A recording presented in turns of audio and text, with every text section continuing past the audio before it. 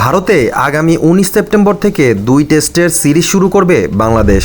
২ টেস্টের সিরিজের জন্য ১৬ জনের দল ঘোষণা করেছে বাংলাদেশ ক্রিকেট বোর্ড, বিসিবি নির্বাচকরা। এবার দলে থাকছেন না পেসার শরীফুল ইসলাম। ঘোষিত স্কোয়াডে প্রথমবারের মতো ডাক পেয়েছেন জাকির আলী অনিক। ওয়ানডে ও টি-20-র পর টেস্টে অভিষেকের অপেক্ষায় আছেন তিনি। পাকিস্তান সফরে থাকা দল থেকে বাদ পড়েছেন পেসার শরীফুল ইসলাম। তিনি বাদ পড়েছেন ইনজুরির কারণে। চোটের কারণে পাকিস্তানের বিপক্ষে দ্বিতীয় টেস্ট খেলেননি তিনি। ভারত সিরিজের জন্য ঘোষিত বাংলাদেশ দলে আছেন 4 পেসার। এছাড়া অলরাউন্ডার সাকিব আল হাসান ও মেহেদী মিরাজ সহ 4 স্পিনার নেওয়া হয়েছে দলে।